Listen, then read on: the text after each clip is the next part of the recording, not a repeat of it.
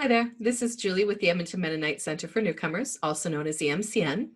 Today, Fareed, a graduate from our civil engineering class, is back to ask us another question related to his first one about waiting for buses. Hi Julie, what do I need to know about taking a bus or LRT? So in response to Fareed's previous question about waiting for a bus, this also has to do with etiquette. So again, referencing etiquette that we talked about in the last video, being kind of just the polite, accepted ways of doing things, and that's different from place to place and culture to culture. Now, most of the etiquette that we're going to talk about is the same whether you're on a bus or on the LRT. Now, for those of you who don't know what the LRT is, LRT stands for Light Rail Transportation, and it's basically Edmonton's version of the subway.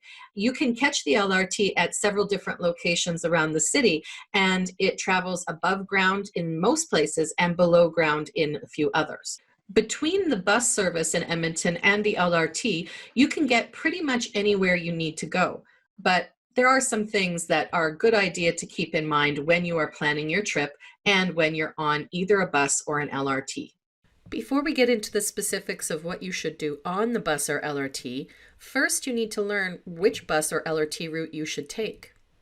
There is a really good online tool to help you called the ETS Trip Planner, and ETS stands for Edmonton Transit Service. On this site, you can put in the address that you're leaving from and the address that you're going to. As well as address, you can put in things like the intersection, bus stop number, and the name of a landmark. Here you can see I've entered an address that I'm leaving from and the landmark Royal Alexandra Hospital.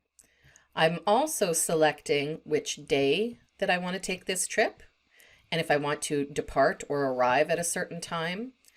Then I'll choose the time that I either want to arrive or depart by, and then I'll ask to get the trip plan.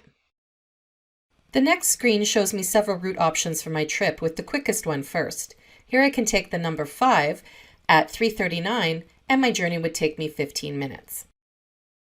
When you pick a particular trip, it will give you more information about where the bus stops are located, both for departure and arrival. Once you've begun your journey on a bus or LRT, you need to ensure you take off your backpack to make room for others.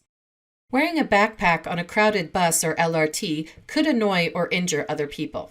The same is true for carrying a lot of luggage or shopping bags. Also, avoid putting your bags on an empty seat. Try to keep them on your lap. That way, everybody can find a place to sit.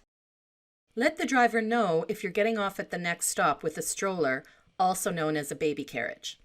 Once you signal your stop, in a loud, clear voice, say to the driver, "Stroller getting off."